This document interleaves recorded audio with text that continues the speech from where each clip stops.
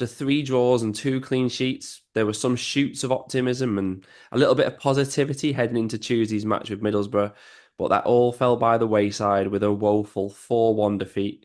If we didn't know it before, Dave, QPR are in big trouble once again, aren't we?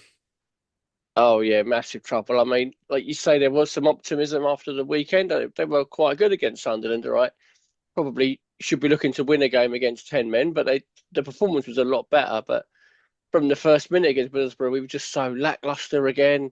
Powder puff on well, I say powder puff in the tackle, but they didn't actually make a tackle during the game. It was just so poor, and I just thought the tone was set early. And Middlesbrough weren't that good the first 20, 30 minutes. The wide player Doak was good, but they weren't amazing or anything. But we just stood off them and let them play and let them play. And oh, dreadful performance. And yeah, we look in absolutely massive trouble.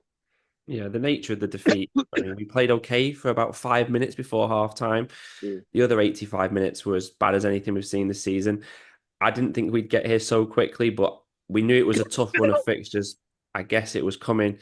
A big letdown for me was that usually when we get back to 2-1 in a game at Loftus Road under the lights, the kind of we rouse and the team gets going and goes through the gears, and it just simply didn't happen.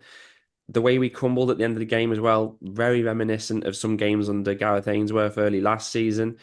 It did have that feeling of being a bit of a watershed moment, and you can see it and hear it in the reaction around the club, on the forums, on social media.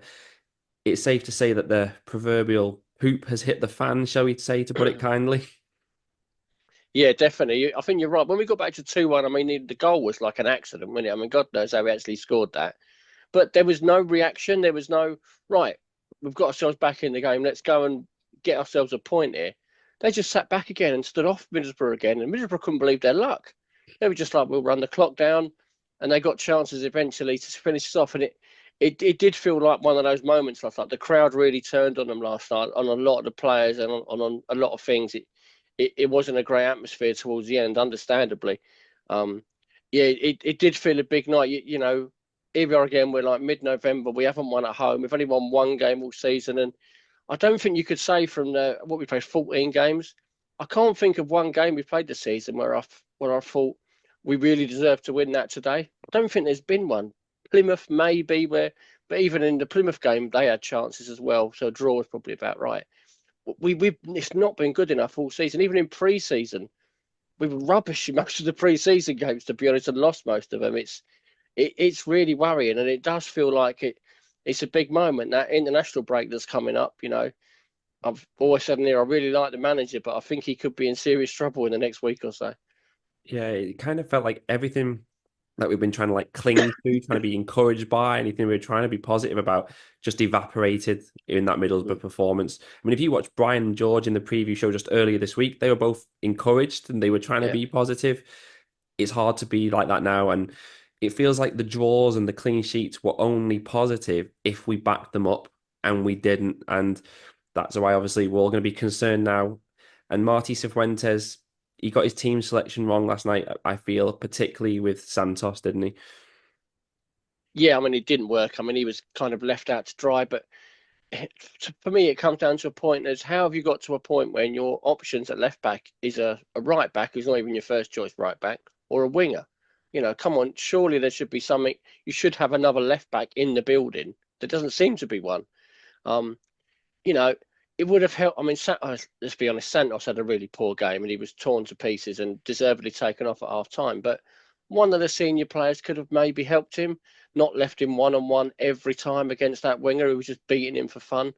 It was so poor. And like I say, Cifuentes got it wrong with the team. And for me, he waited too long with the changes as well in the second half. Seller was clearly struggling and just wasn't offering anything. The crowd was turning on him, but he left him on the whole game. Morgan did go off, but he was tiring and starting to struggle. For he could have gone off a bit earlier. I mean, he hasn't got a lot of options to be honest on the bench, has he? But you know, these things are adding up, and there's a lot of warning signs at the minute for this team. Yeah, I mean, playing our third choice right back as left back was always going to be an issue, and any team worth its salt was going to target Santos, which is what Middlesbrough did. It was poor management, like you just said, to not offer him any cover, to not set up the team slightly differently, to protect him. He was like a lamb to the slaughter, and I felt sorry for him in some ways But at the same token, he's a professional footballer. I mean, I don't know what he's bringing to the table. He's so weak. He very Nico Hamalainen-esque in that respect. He couldn't even get the basic positioning right. So he was dreadful. And let's face it, if we even had a slightly proper left back in that position, the game was probably 0-0 at half time because both goals came down that side and Mm. were so easily preventable. So poor selection cost us there. I thought Middlesbrough, to give them some credit, they were excellent, probed well, decisive, quick on the ball through the third, and I think they'll do well. They've only had an okay start to the season, but again, the difference, the options they could bring off the bench compared to what QPR could bring on, Yeah. chalk and cheese. Now, we mentioned when we returned from the last international break that 4 of the next 5 fixtures were at home. We've come out on the other side of that favourable run. We've had another 2 home games this week since we last did a show. Still no home win, like you said. And credit Jack Supple for checking the horrifying stat that is the first time in the club's history that we failed to win any of our opening 8 home league games. And the list of horror stats right now is endless. 10 league games without a win, 11 in all competitions, 5 points from the last 30 available, 1 win all season, and that's now over 2 months ago. We've only scored 4 goals in the last 8 games. When you look at where the club rank in the league, interceptions were 23rd, big chances 21st, successful tackles 23rd. Like I say, the list is endless. And we've now hit the point where it's 14 league matches in. It's the same point as when Gareth Ainsworth was sacked. Last season, we had 8 points from 14 games. This season, we have 10 points in the same 23rd position. We were 6 points from safety last year. This time, it's 5 points after the midweek results. And a lot of the reaction to the Middlesbrough defeat, it's been quite reactionary. A lot of fans saying we're worse than last season. We're now dead and buried. We're heading for League One. Is it worse than last season for you? It's on a par with last season, and last season was a horrific start that it took a real minor miracle to get out of. Um, it's nowhere near good enough, you know. For me, it doesn't matter if you're 1 point off safety or 5 at this stage of the season. We don't look like winning the game, so you're not going to make that gap up. We're nowhere near, and it's not just one problem in the team. You know, last year under Ainsworth, there was you could see how they could get out of it. They could bring Willock back in. They could make themselves a bit harder to beat, a bit more organised. You thought they could possibly muddle through, and they did in the end. Don't see like the. I mean, the injured players coming back would help, but they were all fit at the start of the season and doing nothing, to be honest. So I don't. I'm not expecting a great deal from them. There's just so much wrong. There's no goals in the team. Um, there's no competitiveness in midfield. They don't put tackles in. They're just letting the other teams play, and the other teams are better than us, so they're going to wipe the floor of us. We're giving away really soft goals. I mean, 3 of the goals last night were so preventable. You know, we've said about the first 2 with Santos, but the third one was embarrassing, really. I mean, he's put the goalkeeper on his backside twice, and even then, was it Field on the line? Yeah. He's in the back of the net. So why are you doing the back of the net? Just stay on the line. I mean, it was pathetic, to be honest. But there's so much wrong. There's so much to fix. I don't know where you start with it, to be honest. Yeah, it's not good. Yeah, that third goal was like literally something off a playground, kids playing around and taking the mickey out of one another. It's just embarrassing. We're a professional football club. It shouldn't be happening. I don't feel it's quite as bad as last season. I mean, we're talking very fine margins, but when you think back to West Brom away last season and Blackburn at home last season, it's easy to forget them. But we were Yeah, at a real low point back then. The team last season for me was worse. The bench had the likes of Duke McKenna, Kelman, Kakai, and you just said there the injuries. We'll come back to it later, but they are really hurting us this season. That wasn't really a problem last season. I think a real problem for our chances this season is that whilst the top end of the table isn't as superior as it was last season, I don't think the bottom half has as many weak sides in it this year. A large majority of the 24 teams are bog standard okay teams, so it's going to be tough for us. Portsmouth and ourselves look poor, but there's no Rotherham, there's no Huddersfield, there's not teams you can say are terrible and there for the taking. Almost all teams above us, like Plymouth, Preston, they're picking up wins and points here and there, which we aren't. So there's no easy targets where you can point at them and think that's where we're going to get back-to-back wins, and then we're in it. We're making it hard for ourselves this season. And I actually just I asked you, sorry, just 7 days ago, if you thought Marty Cifuentes was under pressure. Has the last week changed your mind on what you said? Well, he's definitely under pressure. I mean, for me, I wouldn't be looking to change it. I don't think this is all on him. I think there's problems higher up the chain at QPR that need to be addressed. Um, but you can't keep losing football matches like this and stay in the job if you're a manager. It's a results business, and he really needs to turn this around quickly. And we've got Leeds at the weekend. I mean, I don't think you'll find a single QPR fan who thinks we're going to get anything up there. And then there's huge pressure in the games coming up. They're going to have to lead, and then it's Christmas before you know it. I think he's in real trouble, and the crowd aren't as with him as they were at the start of the season. It's definitely turning a little bit on him. He's under a lot of pressure. I hope he stays and turns it around, because I think it is salvageable with the players coming back. I don't think we're completely out of it. That's not how I felt last night, but I've had 24 hours to calm down now. But he's definitely under pressure, and it wouldn't shock me if they do make a change in the next few weeks. Yeah, I mean, the problem for me is I look at us and I struggle to see what anyone else could do that differently with Yeah. the players that are available at the moment. And I know this is turning into more of a dissection of the club than a preview show, but that's where we are. One big question on every forum, social media this week is who is to blame for our current predicament? What is your view? Well, ultimately, the blame is with the owners. You know, you can go back. When did they come in? 2011, after we've been promoted. Every big decision they've made has been a disaster. If you go through, you go through what they've done with replacing Warnock with Mark Hughes. You could go into with Harry Redknapp and the money they spent, the money they wasted. I mean, I'm sure everyone has seen various podcasts over the years with ex-players from that period just talking about what a shambles it was behind the scenes. And I don't think it's much better now. And I think they had a chance to reset 18 months ago or whenever it was, and when we stayed up under Ainsworth. It was time for Les Ferdinand to go and Chris Ramsey and all that lot. They all went. But to have a company come in and give a review of the place, and you just give the keys to the place to them, and you've got a 26, 27-year-old running the place, no director of football, we doing all the signings, doing everything. It's absolute madness. And all right, Nuri's done some good things when he's been here, but so did Les Ferdinand. The recruitment under both is absolutely horrific, and the recruitment team is the same team. They've surely got to change it. You only got to look at the league table and like results tonight. Look where Millwall are. Millwall are right around the playoffs. They've got a director of football in Steve Gallen they brought in. We could have brought him in when Les left. He's associated with the club. He's a fan. He's worked at the club before, and he's not just a fan. He's good at his job. He's done a good job everywhere. They've made good signings this year, Millwall. What have we done? The recruitment is horrific for the team. You look at what we've got.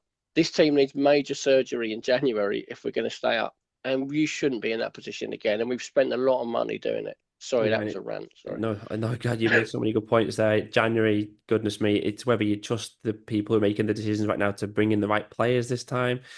Good question on the owners. Where are they with? It's been total silence from the owners, it feels like now, for over a year. We hear absolutely nothing from them.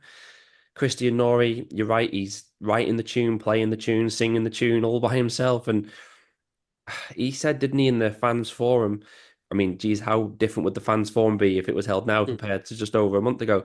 But he said there was going to be more opportunities and different events to speak to him. And it sounds maybe like it was all sound bites, because I imagine now we're probably not going to hear anything from him until he either resigns or headhunts himself for another job overseas and is never seen again.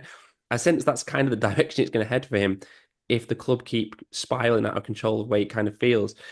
One thing I would add is I do not blame Marty Cifuentes. You could tell Marty Cifuentes was not happy in the summer. If you go back to our summer shows, anybody, we noted that he seemed grumpy. His Yeah. quotes at the time sounded like he wasn't getting what he wanted. He still has to do better, don't get me wrong, with what he's been given. And he's obviously been trying to force some players to do things that aren't within their skill set, playing players where they shouldn't be, etc. But if you look back at the signing quotes for Sella, Madsen, Marty Cifuentes isn't involved in any of it. There's no quotes from him, and that's peculiar to have no quotes from the managers. So it feels like he's not made these signings. He's trying to do his best with what he's got. given, and the blame lies off the pitch. And I just hope that somebody soon fronts up and comes out, and information helps, doesn't it? I don't see how it helps Yeah. the club. We don't hear anything. We don't hear about injuries. We don't hear about transfer lengths, contract lengths. It's bizarre, isn't it? Well, how can you go from before the Burnley game saying, "Oh, Dembele's got a minor knock, he'll be back," and now the word seems to be he's out for a couple of months?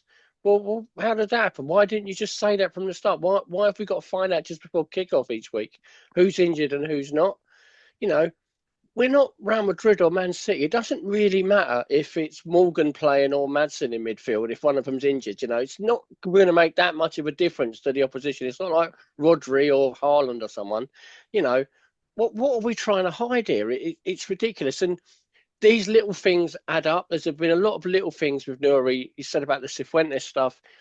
Cifuentes hasn't done any interviews with any of the fan sites or anything over the summer, which is just a bit odd. Not at the fans forum, and they're not. It's not a major thing, but these things kind of add up. And not giving out contract lengths, keeping the injuries quiet. I mean, we've got the head of performance.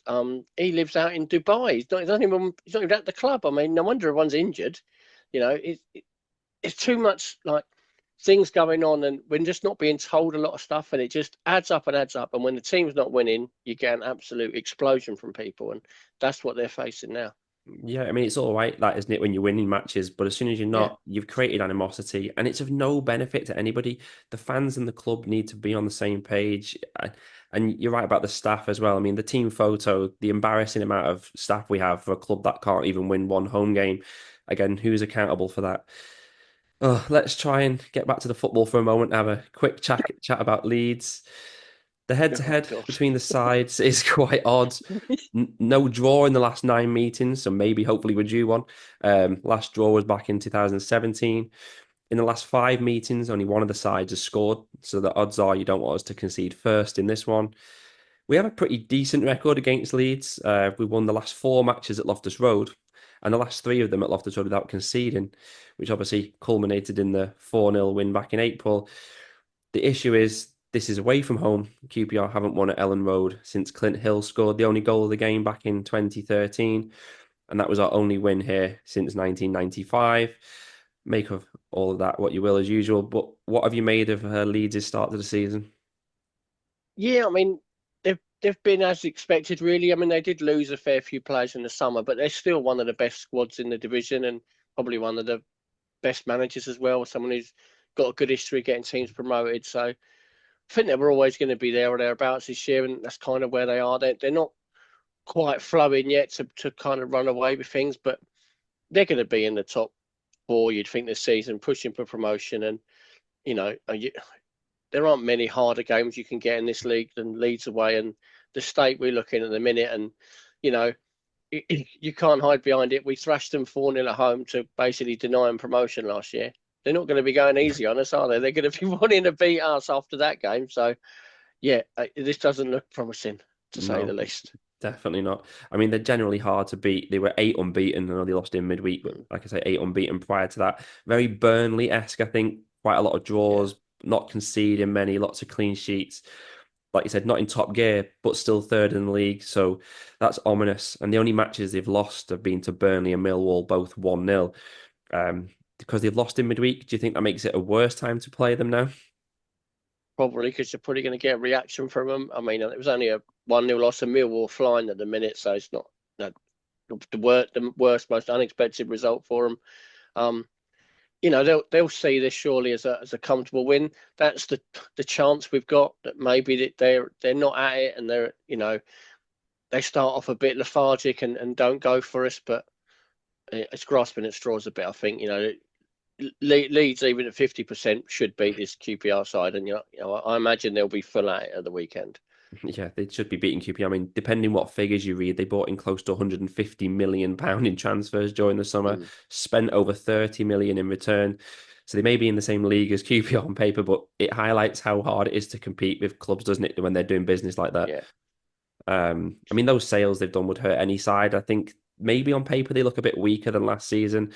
Still, most of their players would walk into the QPR side, don't get me wrong, yeah, but Rutter, Gray, Somerville, to name but a few leaving. never easy to let players like that go and keep moving forwards. But as we discussed, the league at the top end doesn't look as tough this season. So I expect with the standard of the league, they're going to be, like you said, at least top four all season long. I'd imagine they will finish top two. They have more than enough consistency, and I think that's probably all they're going to need over the course of the season. Going back to QPR, we've touched on it, but the injuries really are killing us. And as you said before, we weren't even a good side this season before the injuries, so it's obviously gone from bad to worse. And anybody who's watched us over the last few years knows we don't ever try and be in the know. But we've heard rumours Jake Clark-Salter could be out until Christmas. Then Bailey, as Dave just said before, could be out even 4 to 6 months, we've heard. Whilst Frey, Ashby, Powell, it's anybody's guess.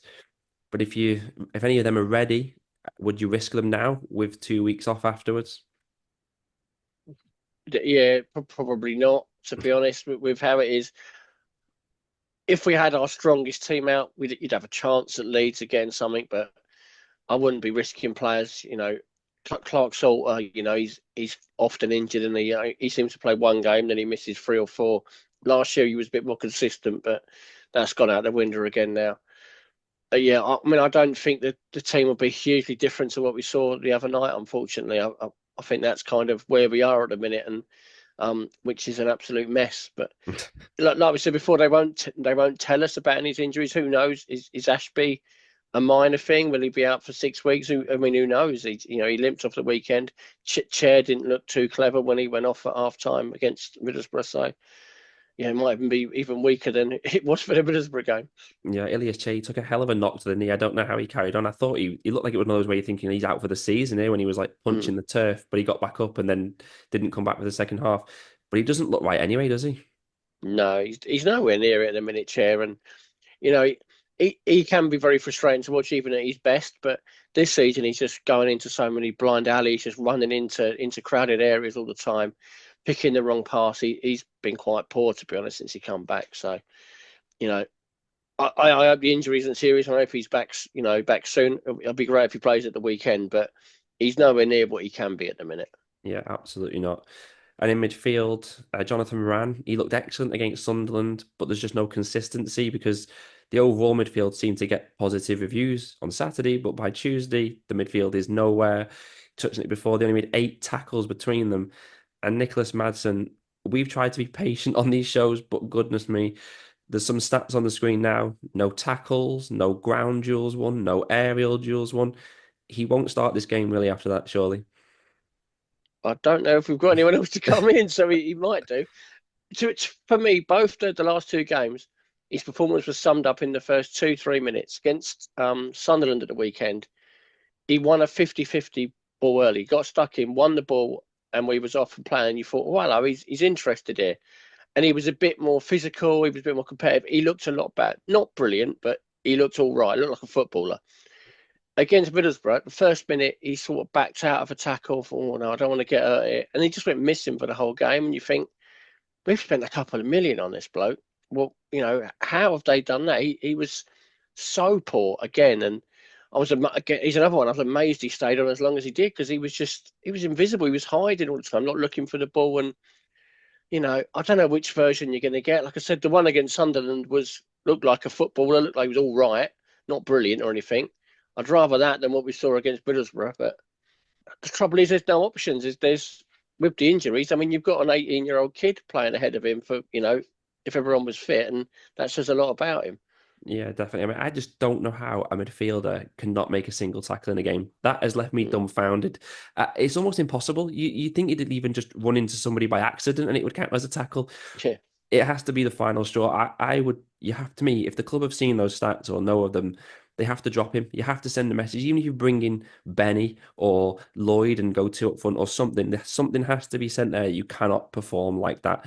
I mean, in midfield, I'm not convinced by any of them. Morgan is okay, but it's pretty basic stuff. Receive it, pass it forward. yeah, We probably need Field back in there for this one, but we're probably going to need him maybe at left back or centre back. It, like you said before, it is just a total mess. Even the likes of Anderson and Smith, they were terrible when they came on. Because yeah. Smith's been generally okay this season, but he was pretty useless against Middlesbrough. I think only Saito warranted a start out of the whole team. Just a mess. can you think what the starting 11 will actually be? It's just impossible, isn't it? It is with the injuries, you just don't know. But the worrying thing is, I don't think it will be hugely different to the Middlesbrough game. You know, I don't know. Can he start Santos again at left back? I mean, you'd be mad. You'd be mad too. But who else is there? Is there another left back at the club? You know, is anyone? Can anyone do it? Is one of these performance coaches maybe play left back at the weekend? It's yeah. I don't know. I don't know where they change it. The Middlesbrough game. I was just sat there looking towards the bench, like, what does he do? I do feel a bit for Cifuentes because you must look across and go, who do I bring on here? You know, none of the subs made any sort of impact. To be honest, Coley run around a little bit, but didn't really do a lot. Nor did any of the others. I think it'll be a very similar team and a similar outcome. Yeah, I wonder whether he's going to put Field at left back and bring Morrison if he's Maybe, fit enough yeah. to do 90 minutes. But like I say, it's not ideal. He cannot possibly start Santos at left back again because he's just. Can you imagine the stick they're going to get if it goes wrong like it likely would do? Whoever plays, I'm expecting tactics like we set up at Burnley. As I said last week, Oh yeah. everyone was happy with a 0-0 at Burnley. I suspect it would be the same here at Leeds. The danger if we set up like that again is if it goes wrong, as soon as we concede it, it's basically game over. So predictions to finish. The last meeting with Leeds, like I said, was 4-0. We hit the hammering we inflicted on them. The issue for QPR is we've not hit anywhere near those heights since. And I don't imagine you're expecting anything similar from QPR this weekend. No, I'm one of the idiots going up to this one. I'm so pleased I bought a ticket. If we can get a 0-0, I'll be absolutely delighted. But I think it'll be the same score as the last time, but the other way around. I think they'll beat us 4-0. Can't see anything out of this game. I think Leeds will win comfortably. Yeah, it's just such a shame that that 4-0 performance was why we were all so positive. We thought that was going to Mm. be the blueprint for this season. And on Saturday evening, you suspect it's going to have the club in crisis mode, I think. Like you said, I think it's more likely to be 4-0 to Leeds. I'd probably predict 2 or 3-0, and we'll just be trying to get our backs to the wall and keep the score down. And maybe QPR having 1 or 2 shots on target if we're lucky. I think that's literally how the game will pan out. That's it, though, for this run of fixtures, thank God. Although this will be the last international break until March. So it's game after game and misery after misery when we return, starting with what I think we can already call a must-win match against Stoke at home, which Dave and I will be back to preview in a fortnight's time. Until then, let us know your comments and comments on everything that we've discussed on YouTube, and a huge thank you for watching and commenting so far this season. Let's hope things can only get better from here. So come on, you R's. We know who we are. You know who we are. We are QPR.